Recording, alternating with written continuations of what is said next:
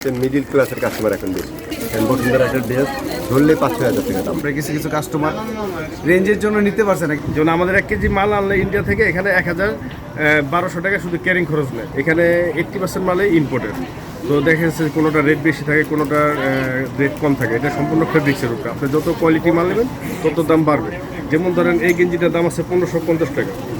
এই গেঞ্জিটার দাম 1550 টাকা। এটা হলো কলকাতার মাল। আবার বোম্বের ব্র্যান্ডের মাল নেন, সেক্ষেত্রে হচ্ছে বিভিন্ন প্রাইজের আছে। আপনার বোম্বের মাল নিলে 2500 থেকে শুরু করে 4000 4500 পর্যন্ত মাল আছে। তখন এটা 4150 টাকা। এগুলো কিন্তু বোম্বের ওর মাসলাইজ কাপড় ফেব্রিক্স। এগুলো বড়দের একটা গেঞ্জির দাম হয় আপনার ব্রাক্সেরগুলো যদি নেন 22000 23,000 টাকা।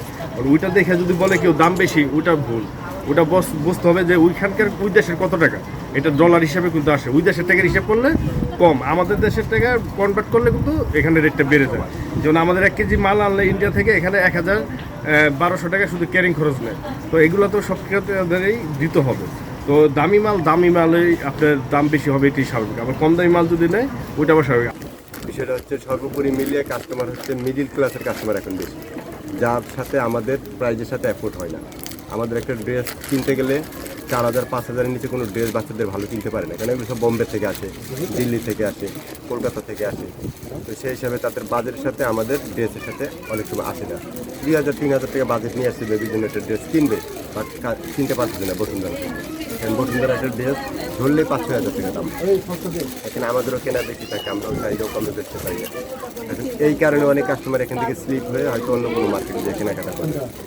সর্বোপরি মিলিয়েই গতবার থেকে আমাদের অবস্থা 30% ধরতে পারেন সেল খারাপ। গতবারের তুলনায় এবার একটু দাম বেশি, কারণ আপনার ইন্ডিয়া থেকে মাল আসতে একটু ক্যারিং ওয়েট চার্জটা আমাদের বেশি পড়ে যাচ্ছে। প্লাস এবার জিনিসগুলো কোয়ালিটি ভালো, 100% কোয়ালিটিফুল মাল পাচ্ছেন। এবার মনে করেন যে আপনার কিছু কিছু কাস্টমার রেঞ্জের জন্য নিতে পারছে না। কিছু যারা ভালো জিনিস চিনতেছে তারা আবার ঠিকই নিতেছে।